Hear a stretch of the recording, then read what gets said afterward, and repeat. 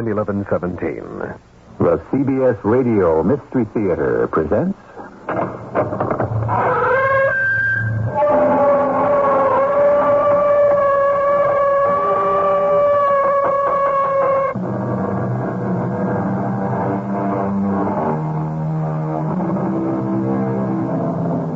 Come in.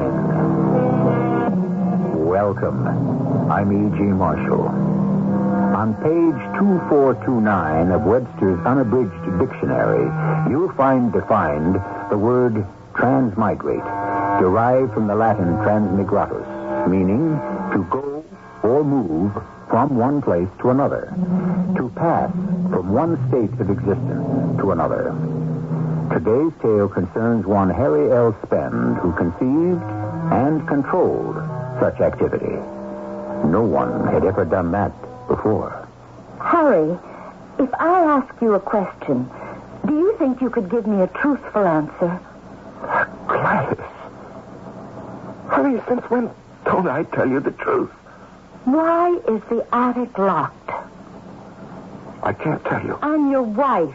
Why shouldn't I know? Because if you did, Gladys, you might not want to be my wife for very long.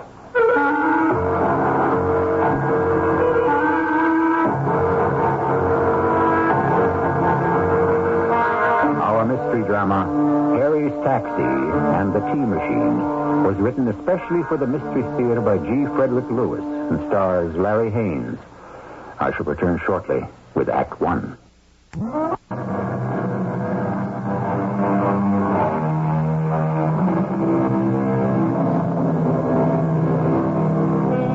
When did our story happen? I can't give you the exact date, but I can say it was closer to the 22nd century than ours. The Galileo program for exploring Jupiter and its satellites, the Venus orbiting radar project for mapping Venus, these and many more investigations into space are history. But on Earth, the problems remain the same. The square-pegged man trying to fit himself into a round hole. Our curtain rises as a meeting of scientists breaks up. And that about winds up our discussion and business today. So I hereby declare the meeting of the Milky Way Watchers is concluded. Cornelius, you chaired a very good session today. You really kept things moving. I have to, Harry. You know how scientists are. Yes, I don't know what I'd do without these meetings. It's the only thing that keeps me going. Harry, what are you talking about? Cornelius, I'm a scientist, a trained professional space race scientist put out of work. Do you know what that means? No, of course you don't. You've got your teaching job. You've got tenure. You've never been in this spot. With your qualifications, something's bound to turn up. In these times, are you kidding? Well, if you want to lift home, I'll keep the flag up. You can ride for free. Oh, Harry, my heart goes out to you. It really does. A scientific genius like you, driving a taxi. Oh, I never thought I'd be doing it this long, Cornelius. I'll tell you something else. I'm not even earning a decent wage. What I bring home to Gladys after a long day's work, it's terrible. You tried delivering fares anywhere in town these days. Those north and south and crosstown throughways they built in 1999. They're hopeless, Cornelius. The same traffic, the same trucks and gridlocks as in my great-grandfather's day. Are you sure I can't give you a lift? I've got my electro car. See you at the next meeting, Harry. If I'm still around. Is that a threat? No. Wishful thinking. I'd like to be on the next galaxy flight to anywhere. Good night, Cornelius. That was a mistake. I mean, saying if I'm still around. I wouldn't want anyone, not even my old friend Cornelius, to have an inkling of what I was working on. So I'd better watch what I say. As it is, Gladys is getting more suspicious every day, wondering why I spend so much time in the attic.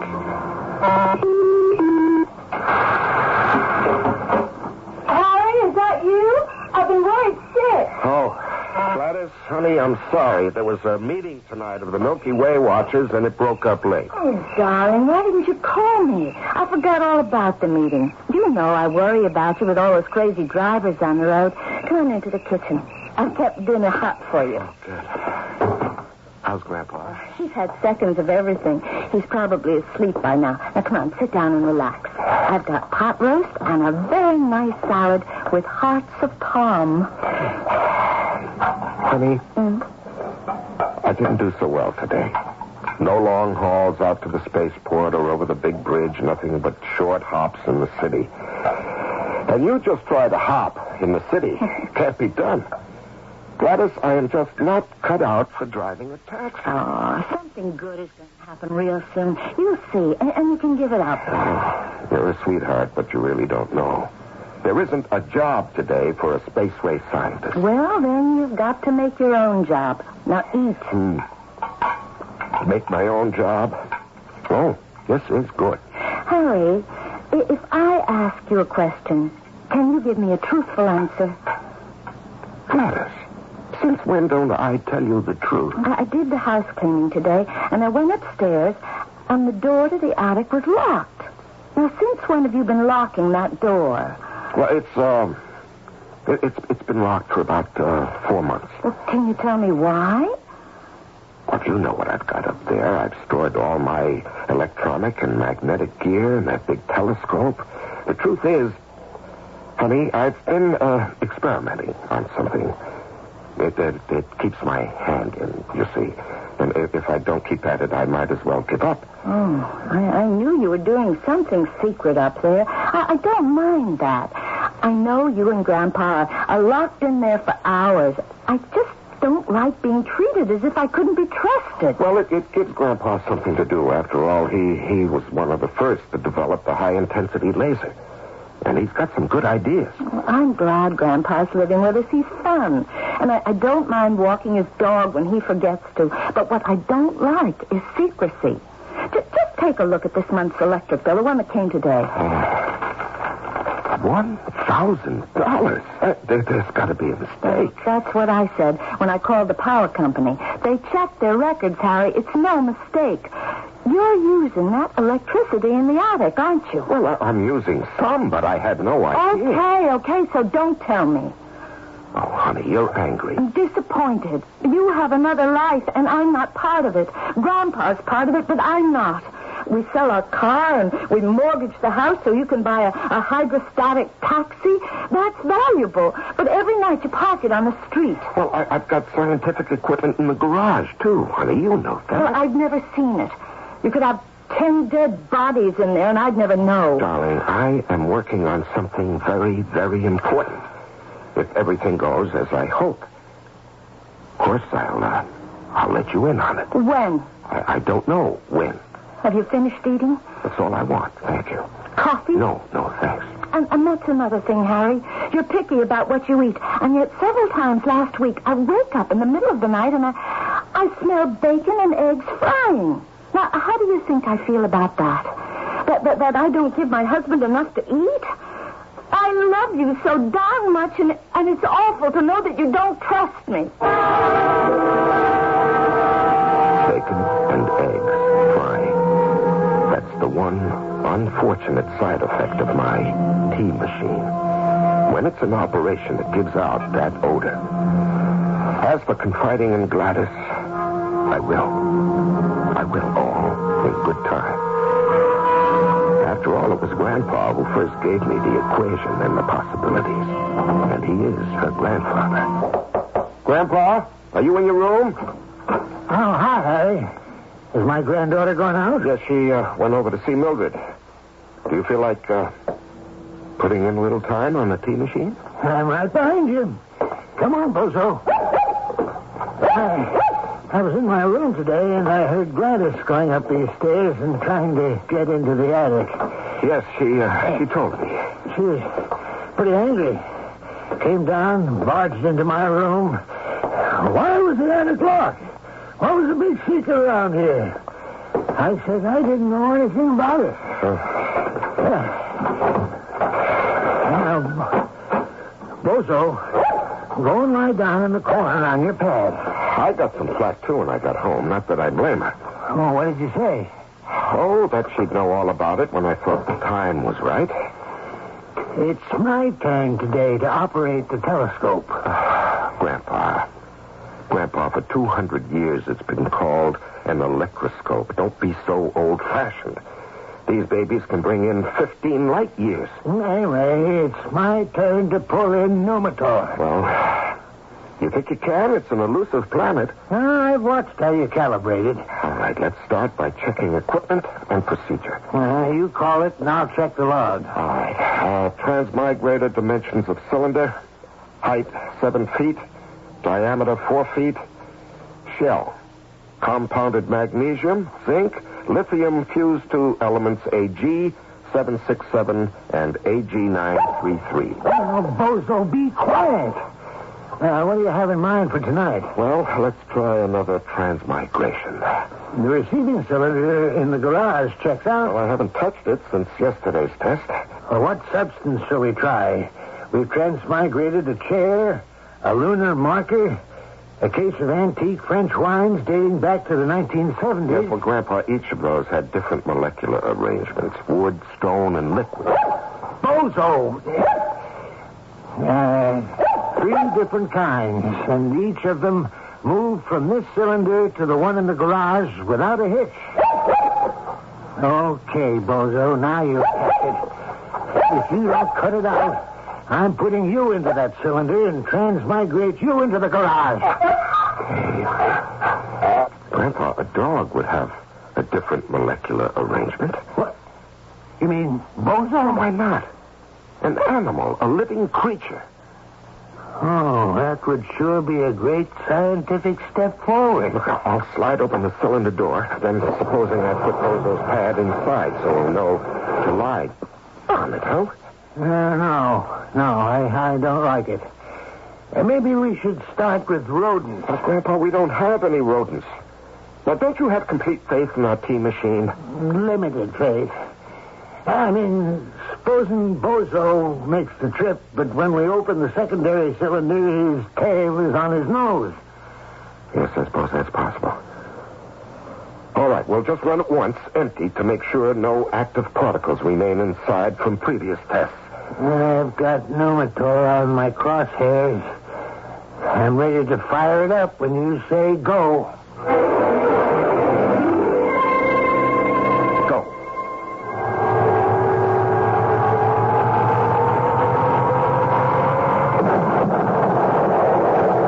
All right, that's it.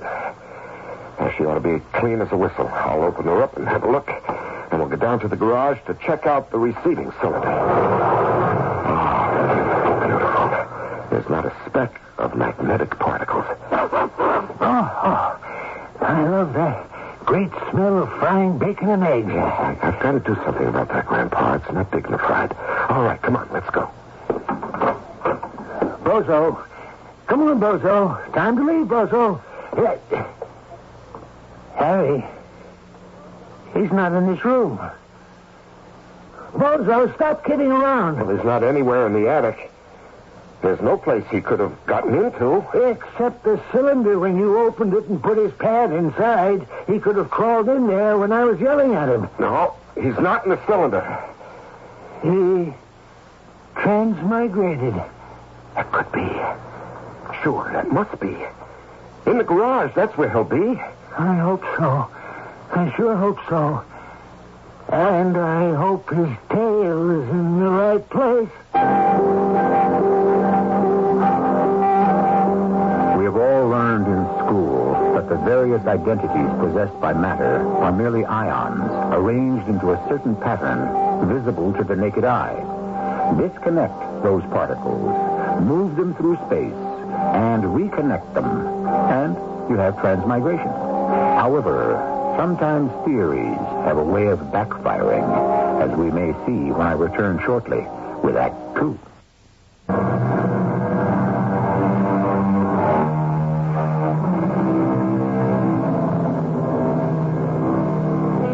I told you, didn't I, that our tale of the cab-driving scientist and the transmigrator he invented takes place sometime in the near future.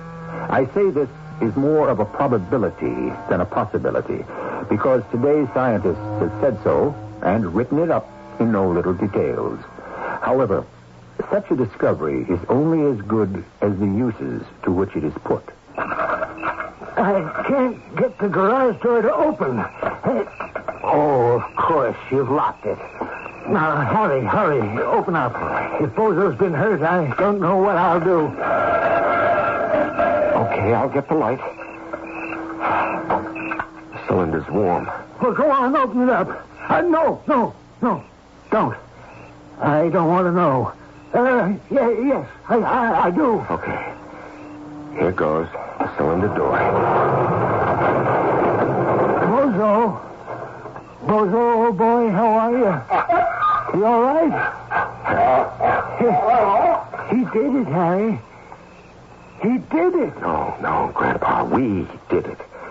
Disintegrated in the attic and reformed in the garage. Grandpa, it's a triumph. Okay, Bozo. You just stay close by Grandpa. We'll take them back to the attic, examine them, and write it all up in the journal. It's our first breakthrough, Grandpa. A living creature can move through time and space by the application of wavelengths from the planet Numitor. Just think of where this could lead. Yeah. If you made the transmigrator cylinders big enough, you could move a whole busload of people anywhere, even an army. We could be the airline in space. Anywhere you want to go, zip, you're there. No more space shuttles. We just fly up a large enough container to receive the payload and transmigrate the stuff from here. Of course, it might take a little time before people really trusted to have themselves dematerialized to get from one place to another. Yes. Is that you in the garage? Oh, Gladys is back from her mother's. But what are you two doing in here? Well, no wonder there's no room for the taxi with that great big round thing practically up to the ceiling. Grandpa, will you take Gladys into the house? I'll be over in a few minutes. I don't want to go there right now. This garage is as much mine as yours, Harry. Oh, you two, you're impossible. I give you both a big filling dinner, and you have to fry up a mess of eggs and bacon in the garage. Now, don't tell me you haven't, because I can smell it. Hey, come on, Gladys. Let's get back to the house. Harry has things he wants to do. Come on, Bozo. Mystery, secrets. You're no better than Harry is. You're no better at all. And before you two leave here, I want you to air this place out. It smells awful. You've got to let Gladys in on this soon. She's worse not knowing. I will. Do you know what occurred to me? I've got to put in a set of emergency controls in the primary cylinder so that if you wanted to do the switchover alone, Grandpa, you could. I'm not sure it's quite ready for the public yet. Oh, I agree, but it's close. I don't know. Have you taken a good look at Bozo's ears? Why? They're both upside down.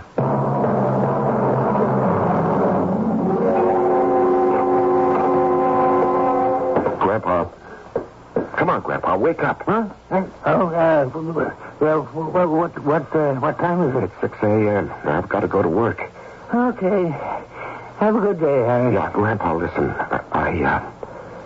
I need your help. What? You know that big, heavy, double storage battery up in the attic? Could you give me a hand and help me put it into my cab? That thing? It weighs a ton. What do you want to do that for? Well, it's all charged up. It's got a week's charge of Numitor rays. I know that. Who helped you charge it? Why are you taking it away? Well, I talked to Bob Platt last night. He's one of the last cabinet makers left. He works in real wood. I told him I wanted a strong box with 2 handles for big batteries, and he said he'd make it, and I should bring it down. What do you want a portable pack for anyway? It's got to be used with the cylinders. Well, it's just an idea of mine. Come on, Grandpa, let's go. Gladys will wake up, and then I'll get it from her. An idea of yours. What are you going to use for your transporter? Your taxi? Hey, taxi! Could you have a cab make a U-turn? A U-turn in this traffic? I'm heading downtown and across town, City Hospital. Okay. Hey, which way are you going? Across and then downtown. Make any difference to you? No, I guess not. This isn't a very good street to cross on. Those cars up ahead aren't moving. No street's a good street to get across town. Are you in a hurry? I'm a doctor. I'm late for an operation. Oh, that's too bad. I'll do my best. This traffic is fierce. I don't see how you drivers get around. We don't. Doctor, if you don't mind, will you sit back in your seat? I was just looking at that tremendous battery on the floor next to you. That must be a 500-volt power pack. Yeah, something like that. What time is it? Oh, we'll never make it. Now, Doctor, you keep on like that. You're going to need a doctor. Now, just sit back and relax. I'll get you there. Yes, but when? Where are we? I don't know. We're in the middle of an intersection. There's a truck in front of me. I can't see the street sign. And nothing's moving. Listen, I'd better get out and find a phone. Hope they can dig up a resident to take my place in the operating room. Driver, have you got a change of a bill? Yes, sure have. Now, you go phone. I'll still be here when you get back. Thanks. I hope I can get through to the hospital. That was the city hospital you wanted to go to, wasn't it? Hey, driver, you put the change machine on that big battery and it's making stop. It was the city hospital, wasn't it? Hey, what's going on here? Hold on to your medicine bag, Doctor. I think we're moving.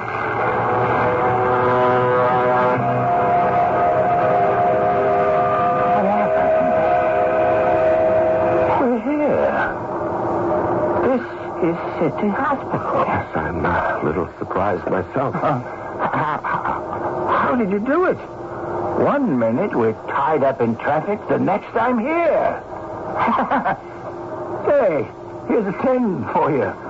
And let me have your name and phone number in case I have to get somewhere in a hurry. Well, as a matter of fact, Doctor, I'm going out of the taxi business. You're my last fare. Your last customer? Forever. Say, I think your engine's overheating. It sure smells like fried eggs and bacon. Well, thanks again for the fast ride.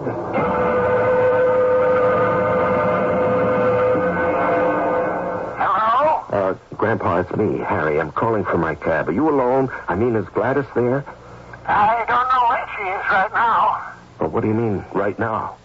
Well, you're not going to like this. I found the door to the attic open. She must have found a key. Well, is she in there? I went in, but she's not there. I don't know where she is. Why did you call me? Grandpa, I think I'm on to something tremendous. Do you know that power pack with the stored pneumator wavelengths? I think I got a hernia from lifting. Now, listen to me. I don't think we need the cylinders anymore to transmigrate matter. My taxi became a transporter. Well, how did it do that? Well, you see, I accidentally laid my money change machine across the terminals, and that's all I had to do. Are you sure? Well, I'm parked here outside City Hospital, and 10 minutes ago, I was about 60 blocks away. Now, look, I'll explain the whole thing when I get home.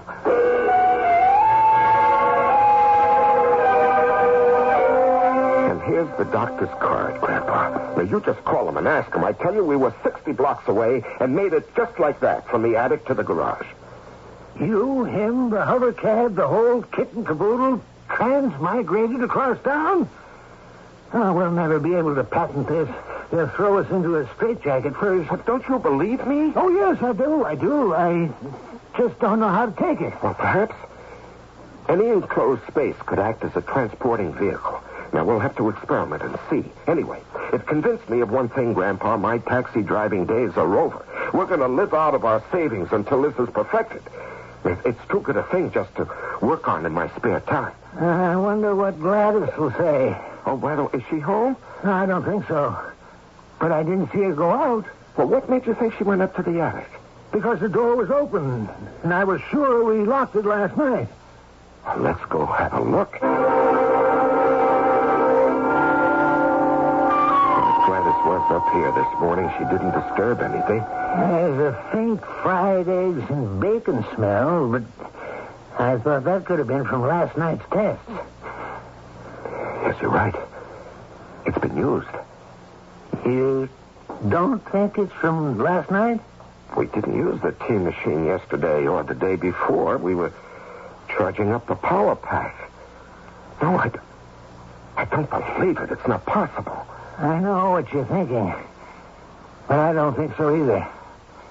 Grandpa, I'll never forgive myself. She's been inside that cylinder since this morning. Come here. Come over here. Here, put your hand on the cylinder. Yeah, okay. It's warm. It's been activated. She's gone. Grandpa, she got in here and somehow turned on the emergency controls, and that was it. She's gone.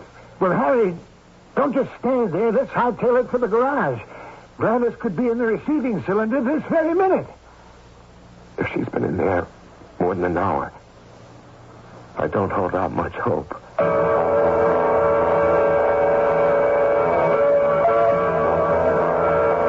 I'm sorry, Cornelius, to wake you in the middle of the night, but I just had to come over. I need your help. I need it bad. Harry, you're white as a sheet. Here, let me give you a drink. I've had a great shock. You're the only one in our profession I respect, the only one I can turn to. Come on, just drink it down. Count to 10, and then we'll talk. Cornelius, would you mind coming home with me? Right now, I've got my hover cab outside. It can't wait till morning. I can't even explain it to you. I have to show you the prop. Sure, I'll come. But, can't you clue me in? It's Gladys. Gladys? What happened to Gladys? She's gone, Cornelius. I love that girl. You mean she's not at home? No, she's gone. And I know where she is. I mean, where she must be. But I can't reach her. Cornelius, you're the only one who can help me. There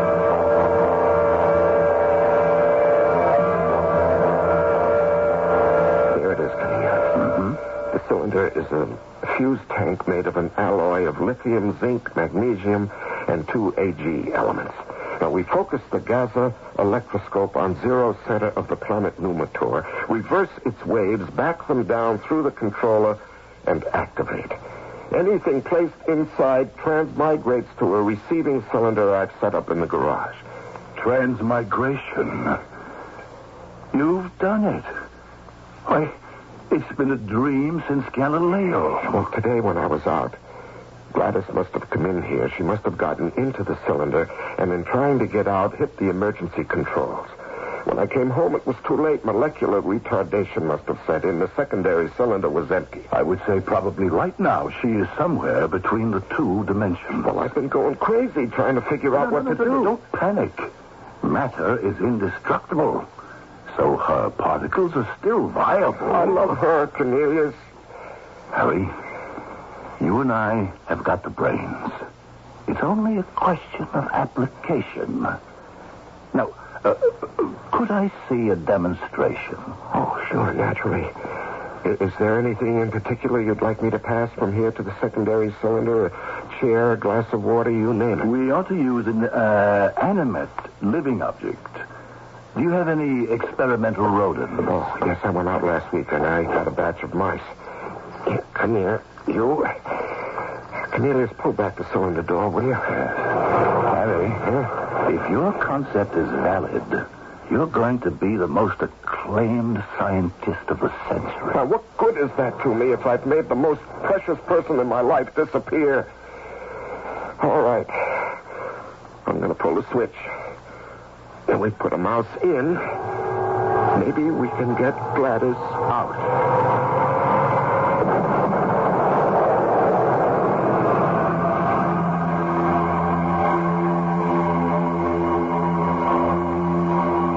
Science is a curious taskmaster. As Harry tries to make his tea machine give up his wife, I'm reminded of Louis Pasteur's warning. When moving forward to the discovery of the unknown, he said, the scientist is like a traveler who reaches higher and higher summits, from which he sees in the distance new countries to explore. Be ready for what you find. I shall return shortly with Act 3.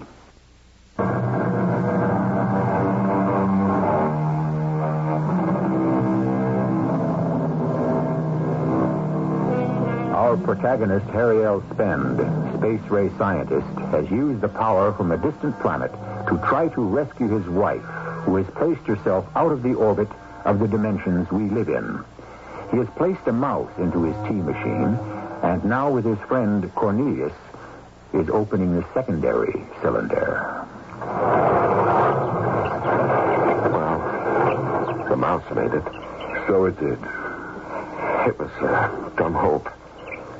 But I sort of was wishing putting the mouse in would release Gladys. Speaking arithmetically, I'd say that if an exchange could be made, you'd have to match up a complex organism with another equally complex. You mean another human being would have to be transmigrated? And then both might come out here. But, Harry, I'm interested in this mouse. You know what I would do if I wanted to fool the scientific community? What? I'd go hot-footing over to a pal of mine with a story that my wife had disappeared, that she'd dematerialized herself in a transmigrator. Then I'd persuade my friend to come see the apparatus in operation, place a mouse into the so-called sending cylinder, and have another mouse planted in the receiving cylinder. Is that what you think? That I fooled you? Normal scientific suspicion. Now, why don't we go back to your attic and see if the first little mouse isn't where you left it? Well, I'll take this one with me. I'm sorry I didn't have you tag it when you put it in, but it never occurred to me that you'd think I'd fake it. Harry, don't get me wrong. I want to believe you, but what do I have to go on? Only what I see, not what I analyze and know. Well, we'll start by my proving to you there's only one mouse if we have to run him and his friends through a dozen times. Oh,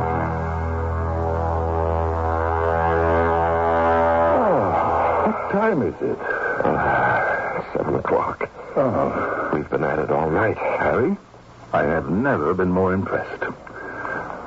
I better call my mother. She'll wake up and she'll wonder why I haven't made breakfast for her. Well, I'll go make some fresh coffee. You help yourself to the phone. Hello? Mother, it's Cornelius. Oh, I was beginning to worry. You're not usually out of the house so early. I'm over at Harry Spence. I've been with him all night doing some planetary evaluation. Oh, that's good. How is Harry? Oh, he's fine. We're hard at work, Mother. All right, dear. Take care and give my regards to Gladys. She's such a darling girl. I will, Mother. Goodbye. 2 coffees. Mother said, give my regards to Gladys. Oh. Harry, there's no question about it. You've got something here. Oh, well, it works. That's the proof. You're writing up a paper, of course. Oh, I will. I mean, I plan to. All my data is in a journal Grandpa and I keep. Which reminds me, he'll be knocking on the attic door in a few minutes. The journal is the only evidence you've got? Well, that's the only record of the work so far. Yes, I see. Basically, you have discovered an interdimensional channel which can accommodate the ion disarrange and the ion rearrange. Yes. Who's that? Well, that's Grandpa, I told you. You let him up here? Well, he knows all about this. Yes, come in, Grandpa. It's not locked. Hey, you didn't go to bed last night. Hi, don't I know you? Well, Grandpa, this is Cornelius, an old friend. Yeah, sure. We met at the Milky Way Watchman. Harry snuck me in. I think I'll be on my way, Harry. Oh, yes, Cornelius, and I'm counting on you. I've got to get Gladys back. Say, I've got an idea. If she's somewhere in space, couldn't we talk to her with radiomagnetic waves? Grandpa, her molecules are dispersed. She has no ears, no senses, no way of understanding sound. It's also tragic. Harry, let me think about this. It may take a little time. I've got the entire equation in these notes. Don't you worry. We'll get Gladys back somehow. I'll be talking to you. Yeah, that fellow's sort of strange. Huh? Cornelius? What makes you say that? I come in, and suddenly he gets up and leaves. Oh, well, it's nothing to do with you, Grandpa. I've kept him up all night. He's been absorbing in 5 hours what we've done in 5 months. Right now, he probably knows as much about it as we do. Well, I better enter last night's transmigration in the journal. And, where is the journal? Well, it was right here on the table when I came in. I saw it. Huh. You think it fell behind the desk? No, not here. Well, it's got to be here. It couldn't have walked out. I think it did. Your friend took it with him.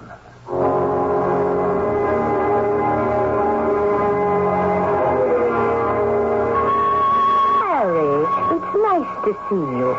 I don't know what Cornelius does with his time, but this past week has just been one thing after another. He's hardly home. Was he expecting you? No. I've been trying to get him on the phone, but he's never here, so I took a chance and drove over. Oh. Did you hear him last night at the special Milky Way Watchman meeting? Oh, he was brilliant. No, well, I didn't go. Nobody told me about it. Oh, I was there. He announced his discovery, and the phone has been ringing all day. Scientific journals, newspapers. Well, I knew he was up to something because a man came down from Washington to see him, and then a 4-star general from the Pentagon, or is it the Hexagon now?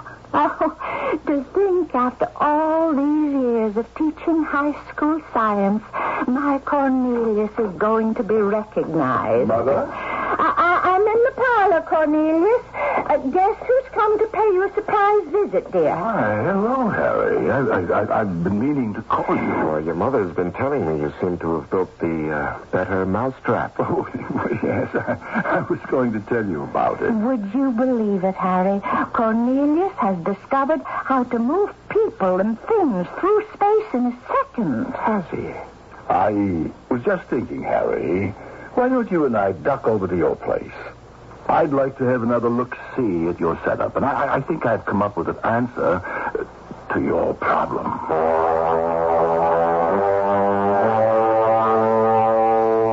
Your mother is very proud of you. She doesn't know your discovery was stolen from me. That's not so. I started with your idea. It got me thinking, which you wanted me to do. And I developed a new angle to transmigration, which is transmutation. And it is foolproof. No one gets lost. I don't believe you. No, not in a million years could you have developed an alternate idea in 1 week. You used all my data and all my equations. You're just angry because someone's improved on your primitive logic. The Milky Way galaxy contains 100 billion stars. And if you think Numitor has the only transferal wave power, you're off your head. And you're nothing but a lying, cheating, conniving thief. You get away. Get away from me. Get off me. Now, let go. Listen to me, taxi driver. It isn't smart to accuse a man bigger than you are. Cornelius.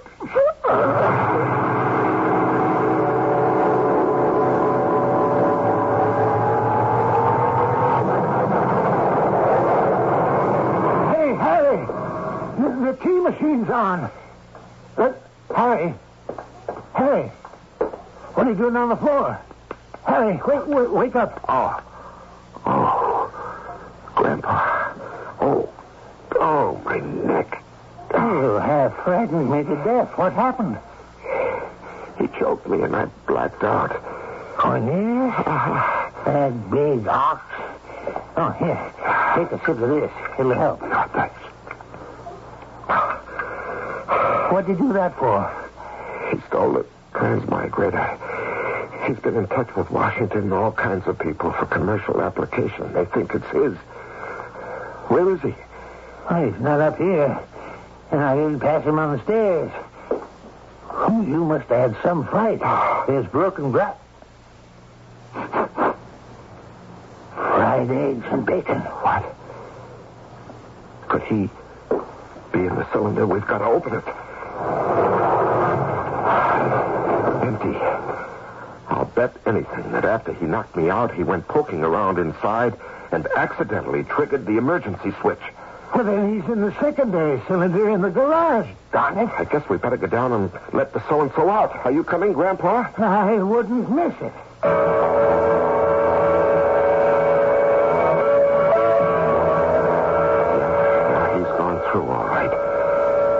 hand is warm. Okay, here goes. Gladys! Harry, what is this? What am I doing in here? I don't know. I just got here. Darling, are you all right? Oh, of course I'm all right. Why shouldn't I be? Oh, darling. My sweetheart. Harry, what is this? You don't usually act like this, especially in front of Grandpa. Anyway, I can't think what I was doing in that metal thing. Oh, you don't know how glad I am to see you. Well, it serves me right. I must have come snooping around the garage. I'm ashamed of myself. Hey, you're not ashamed of Harry leaving his hovercraft out front so he can use this garage as an extra lab? Oh, I could have bit my tongue when I said that. Ashamed of Harry? Someday, they're going to realize what a brilliant scientist he is, and they'll be beating a path to our door. You know something, child? That day could be tomorrow. I'm going back into the house. It must be late. Don't be long, Harry. No, I won't, darling. Oh, thank heaven she's safe. Well, what do you think? Retribution doesn't only happen in heaven. Yes, I'd say that Cornelius got himself into the channel for transmigration, and Gladys was already there. Then her molecules rearranged themselves, and she surfaced in the secondary cylinder. Cornelius in, Gladys out. That means it would take another human being to effect his release. I can't imagine anyone doing such a favor for your friend Cornelius. Grandpa will have to think this through. I wouldn't want my worst enemy spending his life broken up into small matter. And I think we should give Cornelius some minor credit. You hear that, Cornelius? Wherever you are, your name will appear in the fine print. Grandpa, I told you, out there they can't hear you. Oh, that's right. You said no ears, no sounds, no brain, no nothing. I must say I agree with the great Huxley who said, I am too much of a skeptic to deny the possibility of anything. When I introduced Harry to you, I described him as a square peg trying to fit into a round hole. I was mistaken. Harry managed to make science adjust itself to Harry's dimensions and his discoveries. I shall return shortly.